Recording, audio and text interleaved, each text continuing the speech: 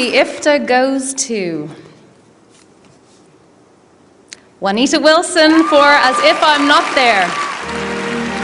На 12 февруари ирската режисерка Хуанита Вилсон на ирските филмски награди ја доби наградата за најдобро сценарио за филм. Но не само тоа. Нејзиниот филм Како да ме нема беше прогласен и за најдобар филм во 2010 година. Филмските критичари велат дека филмот сигурно ќе биде номиниран за најдобар странски филм на овогодинешните Оскари.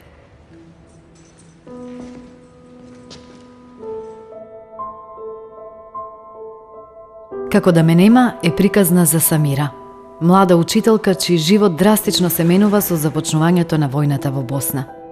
Таа, како и безброј други босански жени, завршува во женски концентрационен логор, каде што ја споделува судбината и борбата за опстанок со останатите затворенички во женската соба. Токму овој филм на Хуанита Вилсон е чудото што им се случи на нашите денешни соговорнички. Наташа Петровиќ во Како да ме нема ја толкува главната улога, а Јелена Јованова споредна улога, која ќе ја овозможи да биде дел од режисерското деби на холивудската актерка Анџелина Џоли. Во ова издание на Лидери го славиме успехот на две македонски актерки што го освоија светот во 2011-та. Ги споделуваме нивните соништа, улогите што им го променија животот и реалните шанси за светски успех.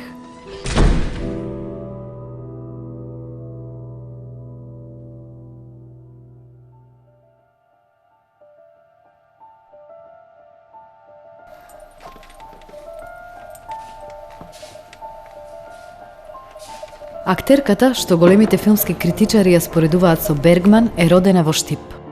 Филмската кариера ја започнува во филмот Сенки на Милчо Манчевски, а во филмот на Хуанита Вилсон влегува сосем неочекувано. Наташа, како започна твојата приказна во филмот Како да ме нема? Бидејќи како што знам, првичната аудиција била за многу помалу улога. Токму така да. Бев повикана да се појавам на кастингот за една мала улога во филмот, практично за едно девојче од 13 години кое што имаше неколку сцени. Дојдов овде, го добив претходно сценариото за да го прочитам и да видам за што се работи во сцените. На кастингот бев овде со девојката која што беше викната практично за главната женска улога во филмот. Кастингот го направивме, го завршивме, потоа бев замолена да останам уште малце подолго. Тие неколку сати во кои што остана во канцеларијата кај што се работеше кастингот, работевме практично на сценариото, какво што е, заедно со режисерката која што беше присутна на целиот кастинг, и ме замоли да работиме на сцените на главниот женски лик. Че во наредните 4 сати во кои што јас остана во канцеларијата, практично работевме на текстот, пробавме да снимаме нешто пробно од сцените. Че не беше чисто говорење на текст, туку со се акција, комплетно пробно снимање на некој начин. За наредниот ден да добиам повик во кој што беше кажано дека јас ја добивам главната улога. А каква беше твојата реакција кога дознав дека ја доби главната улога? Па, реално не можев да верувам, мислев дека некоја финта ви прават, пошто не очекував да го добиам тоа што го добив. Дојде ко гром од ведро небо, на некој начин. Нормално бев некоја недела дена збунета и не знаев што со себе и како сега, како ќе работиме. Не знаев како да соопштам дома на моите. Ме чека и они нестрпливо некои 3 дена за да се вратам од Скопје и да им кажам што ствари направив. Така да, еден голем шок.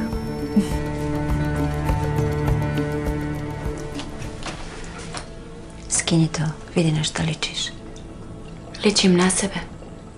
Воните ќе сад бит луди за тобом. Nije ovo za njih. Ovo je za mene, ovo sam ja. Žena. A ni oni nisu vojnici, već samo muškarci. Се работи за една многу комплексна улога и филмот самиот по себе, за тие што ги има гледан е стварно комплексен. Во филмот глумиш Самира, која што е една од илјаниците жртви во војната во Босна. Колку беше тешко да се подготви за улога? Па добро, реално немавме многу време за да се подготвуваме пред почетокот на филмот. Имавме некои валјда 2 недели максимум за подготовки. Во тие 2 недели пред се главно ни беше да позборуваме за тоа што е главната цел на режисерката и што сака да постигне со целиот овој филм, на што ќе се фокусираме. За спремањето на улогава, конкретно, значи имав помош од дел од босанската екипа на актери кои што беа вклучени во самиот филм, бидејќи тие самите имаат преживеано една ваква приказна, пошто реално мене ми е многу далечно сето тоа. Јас сум една помлада генерација на луѓе кои што немале толку директен контакт со целата таа драма таму и целиот тој терор и хорор. Али тие ми помогнаа многу исто документарците кои што ги изгледавме и сите приказни кои што ги слушнавме, ги прочитавме за тие жени и што се тие имаат поминато таму. И исто така имавме пред се, значи, главно и нешто што направивме, го читавме романот на Славенка Дракулич, кој што се вика исто како и филмот Како да ме нема. И бидејќи сценариото е инспирација од самата книга и од самата книга се земени реални сцени и се префрлени во сценариото, беше од голема корист таа книга. Чувствуваше огромна одговорност да го прикажеш карактерот што пореалистично, бидејќи сепак постојат многу жени кои што тоа го преживеале. Па секако дека да. Стресно е за актер кој што нема познанства доволно на таква тема да го износи сето тоа.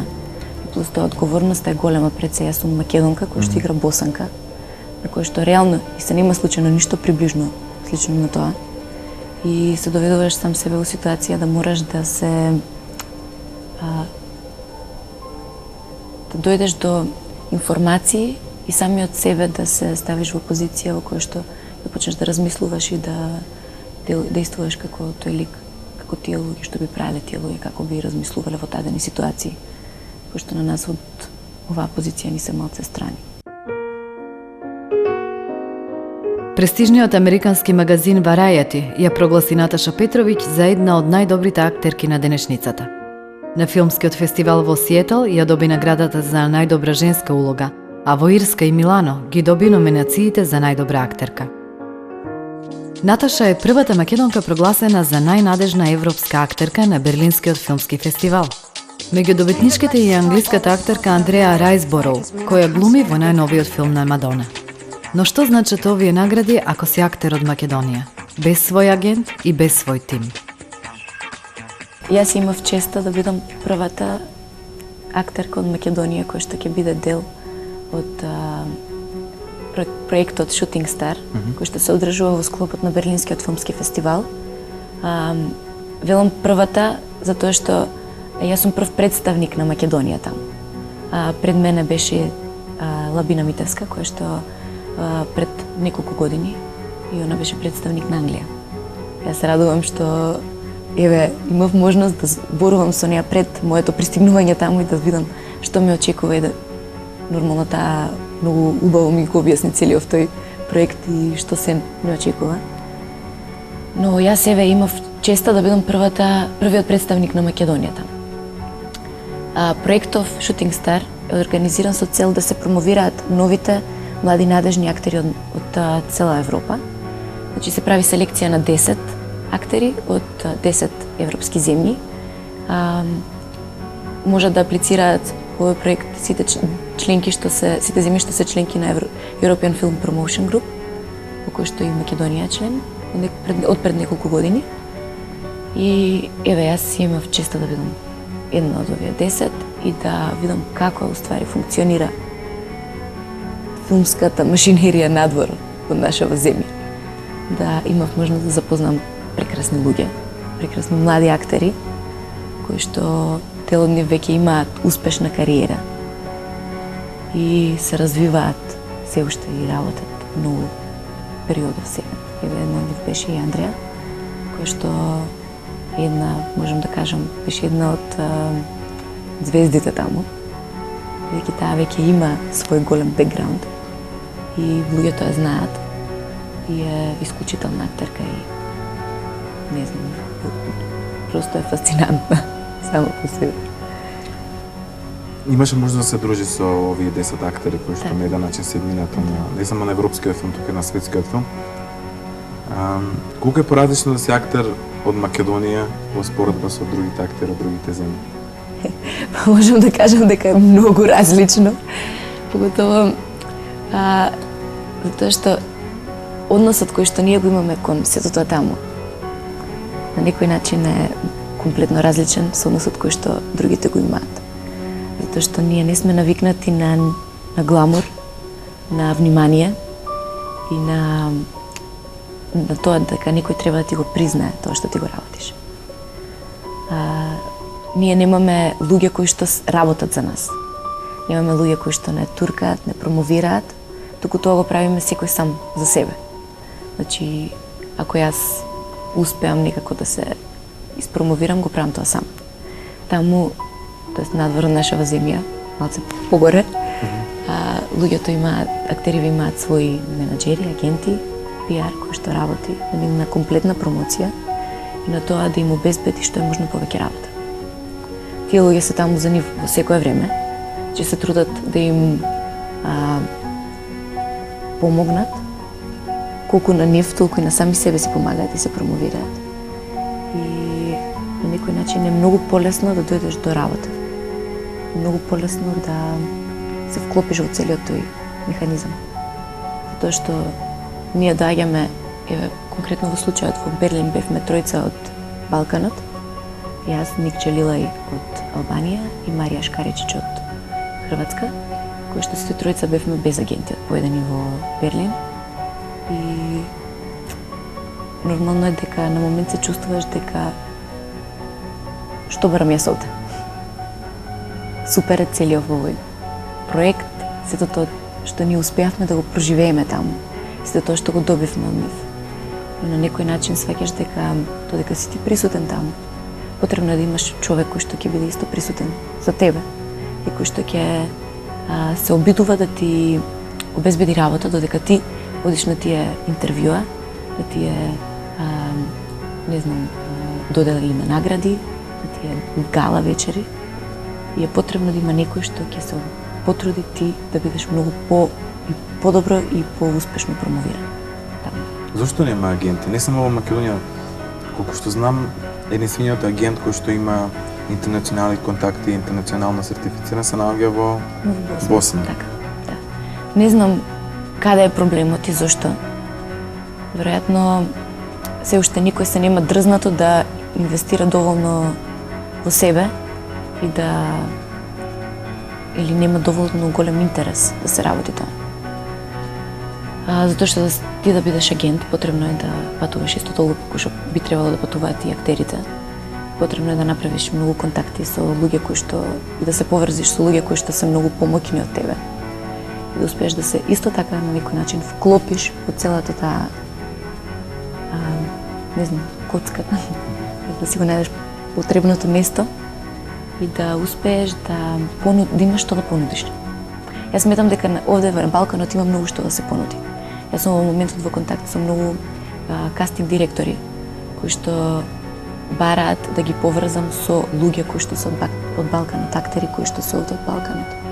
Мене ме радува што еве они пројавуваат интерес за тоа, затоа што допред година дена веројатно поготово Македонија че беше како едно незаборавено, туку едно место кое што веројатно не ни знаеле дека постои, дека овде ние во нашава земја имаме многу голем капацитет и многу добри актери и многу добар квалитет кој што може да им се понуди. Че луѓето се сега заинтересирани и се обидуваат да дојдат до актериве, до луѓе во кои што ние ги имаме овде и кои што се на располагање за нив, кои што можат да направат нешто повеќе од себе. Заинтересираност има, меѓутоа голем хендикеп е. Голем хендикеп е што ние немаме кој да те испромовира и кој да застапува надвор од земја. Че потребно е ти да најдеш агент кој што ќе го работи тоа. За да најдеш агент потребно е да патуваш до Англија или до Америка за да го направиш истото. Визи. Потребни ти се визи за да го сториш тоа. За да ги добиеш тие визи потребно ти еден тон документација која што треба да ја спремиш и да ја доставиш исто така. Потребно е од овде некој да гарантира за тоа дека ти си тој човекот што мора да отиде таму и да го направи тоа што треба да го направи. Че да се поврзе со тие и тие луѓе за да успее. Но сметам дека се уште не е освестено тоа кај општо во нашава земја дека нашето излагање од овде. Не, јас ако сакам да излезам од земјава, не е дека јас сакам да излезам и да не се вратам повеќе. Туку тоа се едни излегувања со цел да се направат договори и да се направи колку правам промоција на сама себе, толку правам промоција на нашава земја. Затоа што секаде ќе стои дека ова е Наташа од Македонија. Практично со тоа им помагам на моите колеги да успеат и они да дадат до такви некои контакти и да успеат да излезат и они од овде. Колку е реално еден македонски актер или актерка да успее на светско ниво? Пред година дена може би да е поразличен одговор од ова што сега ќе ти го кажам, но сметам дека може да се успее и може да се напредува.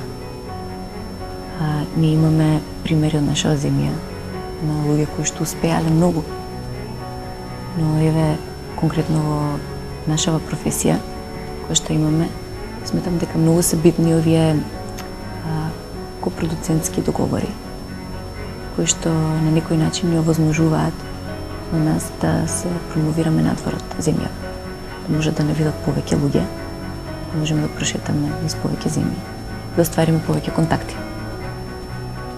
Возможна е кариера, значи возможно е да се постигне нештото. Само треба многу да се работи, многу да се вложува за да се стигне до тоа. Не може да се случи туку така. Јас имав среќата да работам на филм кој што беше на некој начин интернационален, бидејќи беше копродукција со Македонија, Ирска и Шведска. Значи имавме на таква соработка со луѓе кои што не беа сите од Македонија. Филмот прошета на многу фестивали кои што се интернационални и може да ме видат повеќе луѓе. Овој филм ме донесе во Берлин, да бидам дел од Shooting Star, ми донесе 3 награди кои што еве што преку ноќ се случија неочекувано. Јас не очекував нешто вакво воопшто, но се случуваат работите. Ако треба да се случат, ќе се случат. Што се ова дешава?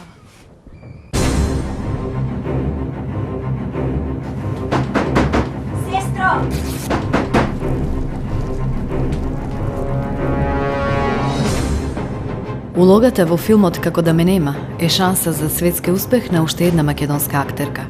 Јелена Јованова во филмот има кратка улога, како една од затвореничките во женската соба, но токму таа улога ќе ја овозможи да биде дел од актерската екипа во филмот Во земјата на крвта и медот, режисерското деби на Анџелина Џоли. И ништо не говориш за размија. Селјаница. Размиениче нас. Во филмот кој е номиниран за Златен глобус за најдобар странски филм, Јелена ја игра Есма, мала улога, но според филмските критичари, една од клучните во филмот. Јелена помина неколку недели од премиерата на новиот филм на Анџелина Џоли. Гледајќи на нас за сега, кои се твоите импресии на премиерата пред се? Па, кога слетав од Њујорк, знам дека одма заминав во театар, имав представа и од утре дента па натаму продолжив да работам по 15 сати на ден. И скоро секоја вечер представа во мојата матична куќа и некако дури не ми кракна системот пред некој ден, не ми се смали напојот на струја, немав и не завршив у кревет со температура, немав време кога да размислам за тоа што уствари мене ми се случи таму. Што уствари ми се случуваше цело време и во Лос Анџелес и во Њујорк и како ми беше на самото снимање и некако така кога лежиш дома и имаш време да размислиш, полека почнуваат да ти се враќаат работите на место и мислам дека дури се уште немам сватено до крај. Не знам и дали треба. Беше вондимензиско. Беше искрено тоа што цело време го зборувам како пепелашка не до полноќ, него цели 4 дена. Огромна организација во која што ја чувствуваш и другата страна на професијата, тоа како е да бидеш глумец. И кога ти си најбитен и кога се е подредено за тебе и кога ти треба да бидеш релаксиран и сконцентриран на својата работа, да бидеш најнасмејан, најубав, најрасположен, најотворен, најпозитивен за сето тоа така и да допре од другата страна. Од самото тоа што цапнав на црвениот тепих и имате 200 фоторепортери цело небо како да ви светка во секунда и сите викаат Јелена сврти се лево, Јелена сврти се десно, а овдека некои новинари се уште не ни знаат како ние се викаме. Па продолжувајќи натаму по црвениот тепих со, не знам, на 20 интервјуа за BBC, CNN, New York Times, Fox Live, влегувајќи во салонот каде што Анџелина Џоли зборува за тебе пред цела публика. И не ти е јасно кај си, се прашував, ова е вистина? Што направив за да ова го заслужам? И целиот тој филм и целото тоа првороденче што гледаш како се створило и како пораснало и сега го споделуваш со сите тие луѓе и со цел свет. Беше на вистина прекрасно, беше еднаш нешто што можеби се случи само тогаш, можеби никогаш нема да се повтори, но еве имав среќа да ми се случи. На 26 јули 2011 Гейл Стивенс, кастинг директорот на филмот Во земјата на крвта и медот, присуствува на босанската премиера на филмот Како да ме нема. Гейл веднаш ја забележува актерската моќ на Јелена и после неколку кастинзи и нуди да биде дел од најновиот филм, на како што таа вели една позната холивудска актерка. Всушност, името на Анџелина Џоли како режисер на филмот се обелоденува само неколку дена пред започнување на снимањето. Впрочем, ниеден од актерите не знаеше за Не, како филм се никој. работи, нели? Барем јас не знаев. Јас кога бев на кастинг, прашав кој го режира филмот, ми кажа само една многу позната холивудска звезда. Океј, не навлегов понатаму. Не знаев ни кој го режира, кој го напишал сценариот. Се сеќавам дека после тоа ми се јавија да ме поканат пак во Сараево, мислев дека идам повторно на втор круг на друг кастинг и кога влегов, Гейл Стивенс само ми го даде сценариото со мое име и презиме и ликот кој што го играм. Тука беше шокот, не знаев што значи до крај сето ова. Ми рече, ја доби улогата на Есма, те чекаме да го прочиташ сценариото, да ни кажеш што мислиш и дали ќе прифатиш, дали ќе прифатам. Не чекајте да не. Ако може оставете ме да размислам едно 3-4 недели па ќе ви се јавам. Го читав сценариото и не знаев кој го напишал, имав чувство дека го пишувал некој од бивша Југославија, некој што поминал низ сето тоа и знае точно како било и што се случувало. На крај кога ми рекоа дека Анџелина Џоли го пишувала, тоа не ми се веруваше, бидејќи во времето на тој конфликт она имала колку 17 години. Да. Па тој беа некои од критиките дека еве за интервјуто додека се спремав читав најразлични артикли напишани дека која Анџелина Џоли да прави филм за војната во Босна кога воопшто не била инволвирана и она самата во интервјуата кажува дека воопшто немала некои конкретни информации во тоа време дека има што се случува во Босна, сега прави филм во кој што ја прикажува целата војна. Да, не може. Мене ми е јасно зошто таа жена одбрала да го режира овој филм, со самото тоа што она го работи хуманитарец, амбасадор на добра волја. Многу луѓе заборавиле на тој конфликт и многу луѓе не знаат за тоа што се случило во Босна 92 до 95. И тоа е една храбра жена која што иако тогаш имала 17 години влегла во ова до крај. Професионално, ни малку површно и паушално. Ја изучила целиот овој проблем и целата таа тематика и уште поубавото нешто што можела да го направи правиот избор е што земала глумци од тој регион. Им дозволила на тие луѓе, бидејќи тоа е нивна приказна, да ја раскажат таа нивна приказна. Ова е прв филм на Анџелина Џоли како режисер. Да. Нема да биде последен. Се надеваме. Верувајте. Дали имаше чувство дека работи со режисер на кого ова му е прв филм? Со оглед на тоа дека немам снимено многу филмови, али еве имам доста театарски проекти, па можам до некаде да проценам и да видам дали некој прв пат режира или не. Ова дефинитивно не е филм, не е прв филм на некој режисер. Ќе се уверите во тоа и самите кога ќе го видите филмот. Јас имав чувство во првите 5 минути кога ја запознав дека добив одличен режисерски партнер, актерски партнер, пријател и сестра. Значи, толку беше хармонизирано. Таква позитивна енергија имаше на цел сет во текот на целото снимање. Просто е потребно моќ, врлина да можеш да го направиш и да го сплотиш целото тоа и да биде толку хармонично и да се работи толку смирено и ништо да не недостасува. И секој да биде толку мотивиран секој ден да просто ти е глупо утре дента кога ќе отидеш на сет и да не го дадеш максимумот од себе. Добро, за неа се пишуваат многу работи. Некои се многу позитивни, некои се многу негативни. Која е Анџелина Џоли што ти ја запозна? Анџелина Џоли од медиумите не е воопшто Анџелина Џоли која што јас ја запознав. Фала Богу не сум ни воспитана така од моите да дадам заклучок за нешто ако тоа не го познавам.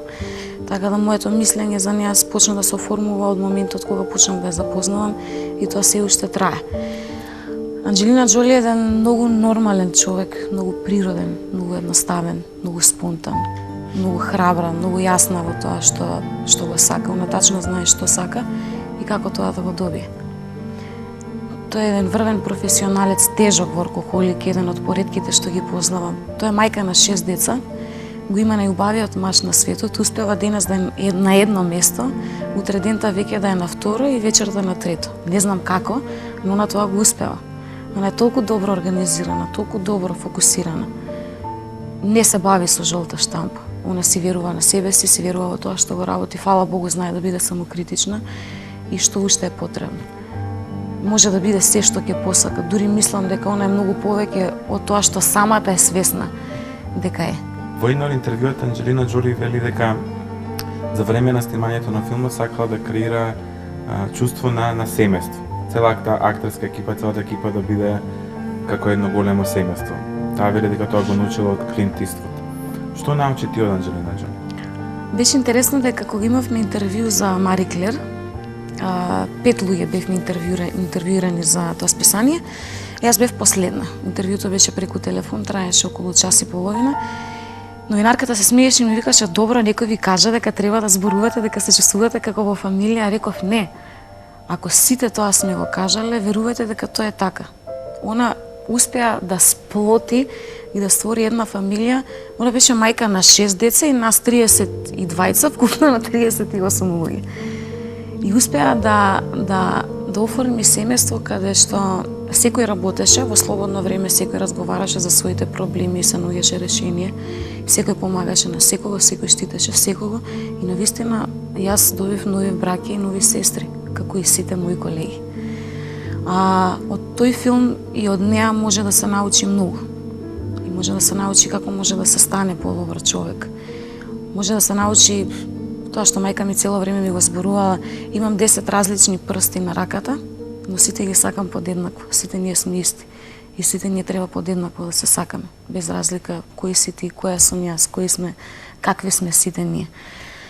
Не знам она на некој начин што точно да ви кажам, не знам, успеа да израфинира некои работи во мене, да ги направи многу попрефинети. Веста дека Анџелина Џоли ќе снима филм за војната во Босна не ги воодушеви босанците. Босанските власти во неколку наврати ја одзедоа дозволата за снимање, а коментарите одеа дотаму дека Анџелина ќе ја изврати приказната за војната. Истите тие критичари, по прикажувањето на филмот во Босна, кажаа дека ова е можеби една од најдобро раскажаните приказни за војната во земјата. Ти го гледаше филмот, си една од ретките што имаше шанса да го гледа филмот. Колку е тој филм поразличен од сите други филмови што се снимани на оваа тема? Па една е војната, тоа е тематиката. Значи не може да бидат нешто многу различни, освен во однос на тоа каде ќе се помери, на што повеќе ќе се стави акцентот во таа војна. Многу е тешко и многу е болно да сето тоа се преживее, посебно кога повторно ќе го видиш пред очи на платно и повторно да поминеш низ сето тоа. Јас сум родена во Босна и израсната во Македонија. Имав среќа да дојдеме многу порано пред војната да започне, а брат ми дојде во Македонија 3-4 дена пред да се затворат границите. Така да не бев директно таму, но точно знам што се случуваше кај мајка ми, со фамилијата на мајка ми таму. И бев сведок на една друга индивидуална војна. Така да целата војна од таму се пресликуваше низ очите на мајка ми.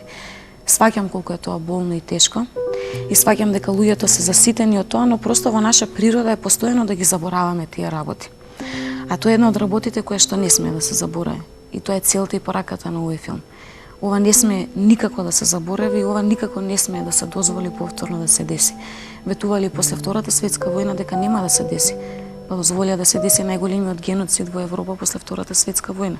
Можеше да продолжи да се случува и после 99-та. Така, овој филм и таквите филмови зборуваат токму за тоа што се случило и како било. Тие не судат политички. Просто не подсетуваат на тоа што се случило. И јас немам ништо против таков филм да се повтори после неколку години. Просто да не заборавиме. Да имаме на мисла колку можеме да бидеме одвратни, колку некој човек може да го нанесе најлошото на друг човек. И да сватиме дека тоа не смее да се деси пак, не смее да дозволиме да се случи пак. Зошто тогаш толку многу босанци беа против снимањето на филмот? Знаеме дека филмот беше и одложен неколку пати снимањето, дека поголемиот дел од филмот е сниман во Унгарија, а не во Босна. Па не беа само босанците против, беа против и србите, беа против и хрватите. Бара политички коректни работи, како да е војната нешто политички коректно, како да е таа нешто убаво, фасцинантно, прекрасно за раскажување. Не, многу боли вистината. Не беше одложуван неколку пати, него беше просто забрануван да се сними во Сараево. Постојано викам, многу е лесно да судиме на нешто невидено. Не им беше јасно како муслиманка може да се залюби во србин кој што е силувал. Него ни прочитале сценариото, а судат на нешто непрочитано и на невидено. Тоа е љубовна приказна која што почнува пред војната. Продолжува да се развива за време на војната и поради таквите околности е осудена на други работи и на други одлуки и на други цели. Сваќам колку е тоа болно, меѓутоа филмот навистина не суди и не подвојува етнички. Филмот само зборува за една вистина и филмот има една таа цел која што ја спомнав, дека не смее да се заборави, не смее да се повтори. Нормално на некого тоа ќе му одговара, на некого тоа не му одговара. На некој на тоа гледа добро, некој на тоа гледа лошо. Секогаш има добра и лоша страна. Ние нашето го кажавме, секој како ќе го прифати. Ти во филмот ја глумиш Есма, која што е една од илјаниците жртви на Босанската војна, значи поминува низ сексуално злоставувана, најлошите работи што можат да се случат. Како се подготвуваше за улогата и дали чувствуваш огромна одговорност да го прикажеш тоа што поверодостојно, бидејќи сепак ние тука на еден начин дистанцирано ја гледаме војната. И многу е тешко да се замисли што се поминале тие луѓе. Така е, беше голема одговорност не само моја. Тука не можеш да подклекнеш. Мора да си искрен и беше тешко реално и за мене, реално и за сите други да се одигра тоа како што треба, така како што било. Есма е една слика и еден доказ за тоа што се случувало на жените за време на таа војна, бидејќи војната на некој начин била користена и за злоставувањето на жената во таа војна и Есма е токму таква слика. Млада девојка која што после сите тие искуства со српските војници се губи себе си и не може да издржи. Тоа е посилно од неја и се предава. Не се гледа тоа во филмот, но не излегува живо од тој женски камп. За среќа во целата несреќа имав жена во моја околина која што поминала. Не сето тоа и успеав да поразговарам. Па да можам поавтентично да влезам во сето тоа и да ја најдам таа состојба. Јас не можев да ја догледам премиерата. Толку беше тешко и толку беше емотивно и толку беше болно да се повторно да се преживее сето тоа. Можам да замислам како им било на другите колеги. Ванеса, една од глумиците, е ранета од снайпер. Повторно го гледаше тоа. Феџа Штукан бил и Ермин Сејамија пукале еден против друг.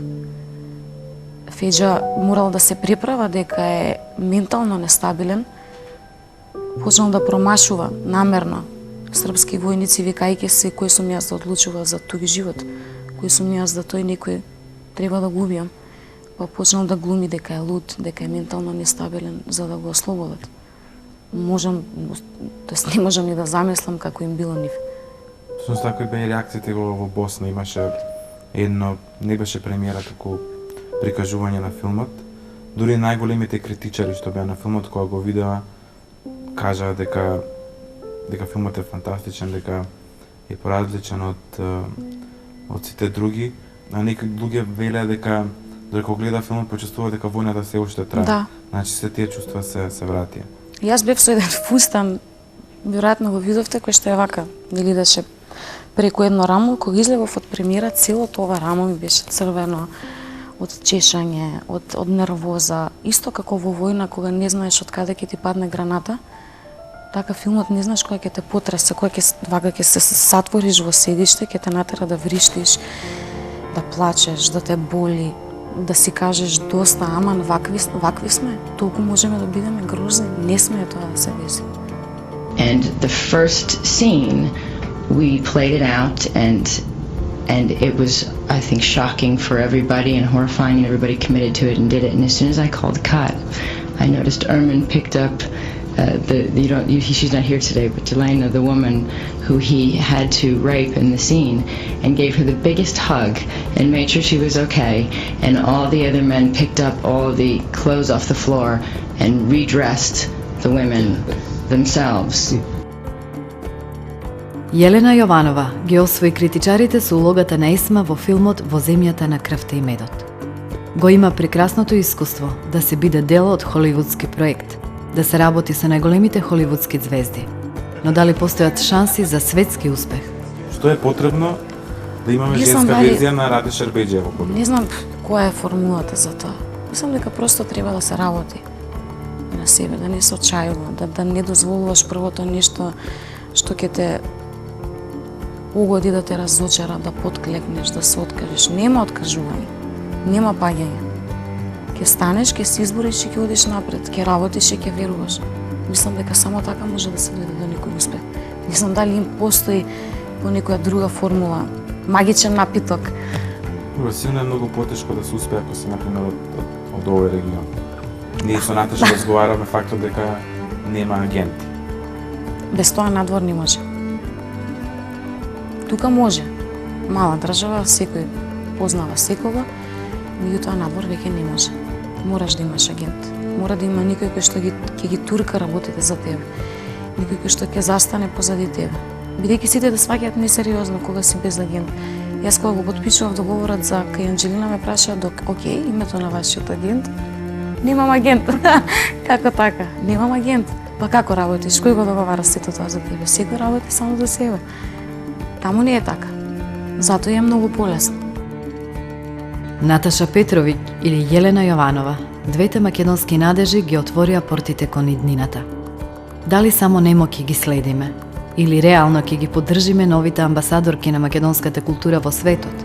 И прашањето што по првиот сјај остана да лебди во воздухот овде во Лидери.